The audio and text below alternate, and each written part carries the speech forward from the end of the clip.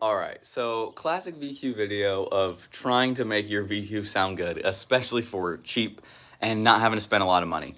It actually is a lot easier than people think. You know, I have ran countless different exhausts on this car just in the past 2 years that I've had it. I have bought aftermarket ones. I've done my own custom stuff. I have some parts on this car that are aftermarket, some are welded in, different pipes, resonators. I've done countless things with this exhaust. There's so much that you can do, and there's so many different ways to not make it sound, not get that rasp, not get that trumpety VQ sound.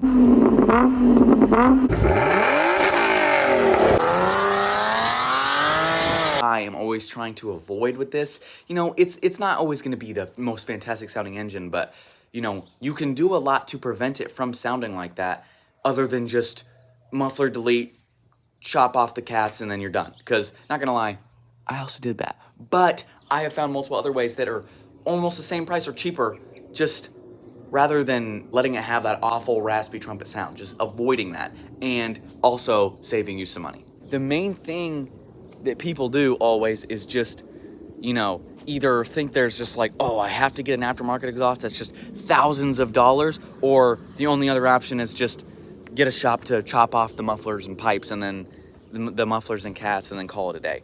But there is middle ground that is not super expensive and can still make your car sound good.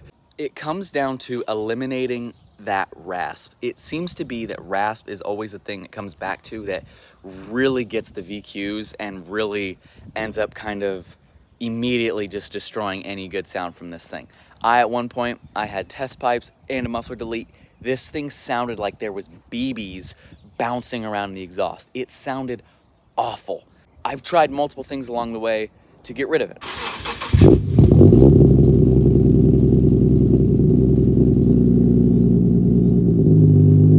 I'm currently sitting with an exhaust that I really like. And I'm gonna say right now, ways to do it, guys. No. Get resonators. Buy some resonators. It is a world of a difference. If you don't want that raspiness, it might still keep a little bit of the trumpet sound, but at least getting rid of that awful, like, inconsistent raspiness, just get some resonators put in. That's exactly what I did. My exhaust is super complicated, and I love it.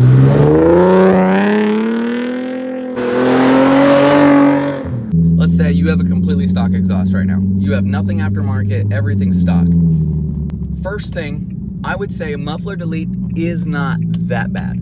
A muffler delete, I ran for a little bit. It does sound a little like trumpety, it's got a little bit of that sound, but it's not raspy. So that isn't the worst. It's when you start taking out the cats that really wake up that raspiness sound.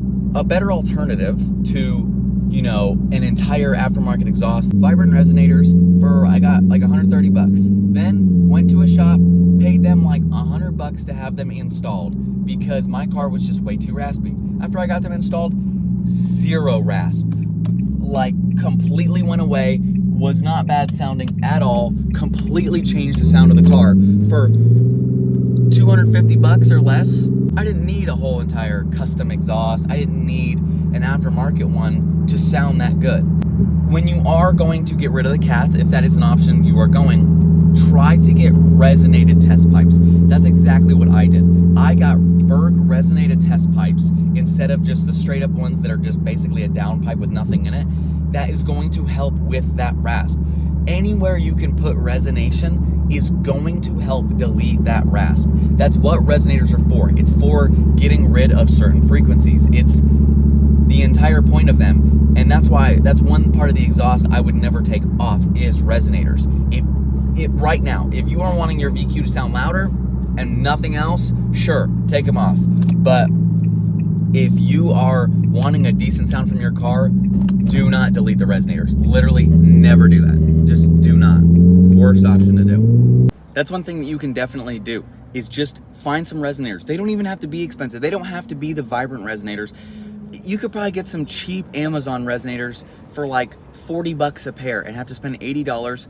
Find a buddy that maybe can weld, put some pipes in. If you know how to do it yourself, put some resonators in. It's really one of the only things that you need to do. It's that simple. That gets rid of the rasp, and it can make the car sound so much better. Another way to also do it, and this is what I preach in every single one of my videos, Facebook Marketplace. My current exhaust is a mixture of like custom piping and an aftermarket exhaust. I'm running the arc grip Y pipe to mid pipes, and then from the mid pipes I have just some custom piping that goes into those resonators that I've chopped up and stuff, and then to the arc grip tips. I got that exhaust for $400 for the entire thing. That was including the arc grip mufflers that I'm not now running. It was a full entire catback exhaust. Was it beat up? Yes. Do I care? No, because it's just metal. As long as you can get the connection points and you have some gaskets, you're completely okay. Just do that. Try to find different things.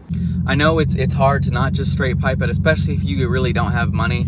Honestly, chopping the muffler off, not the worst, I will say. If you're considering doing that, that's not the worst. It's not super raspy really at all, and it still sounds decent, and you get some sound. You know, that's what you want. That's what you want with an aftermarket.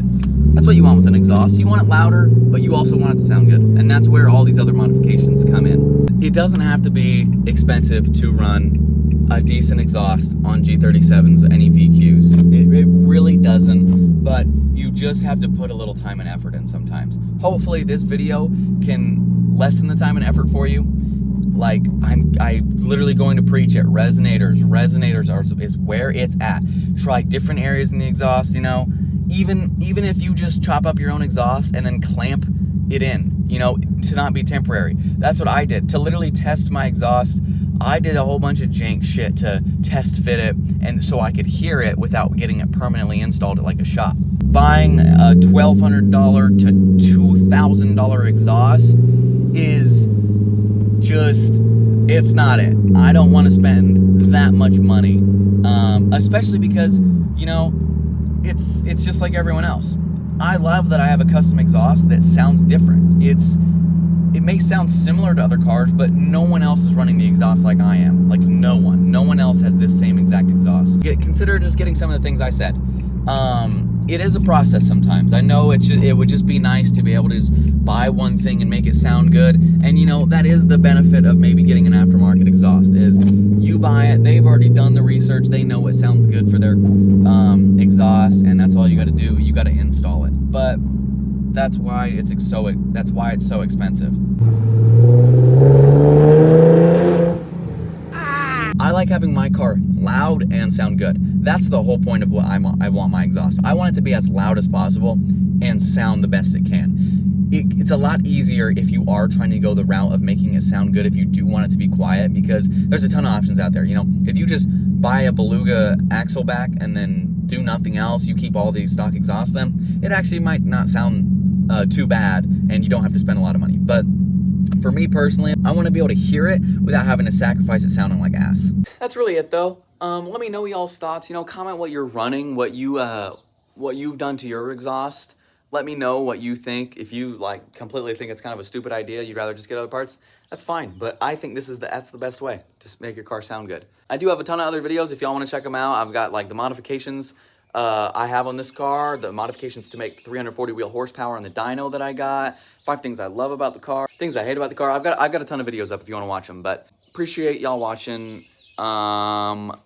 Yeah, subscribe please, and yeah, I love you.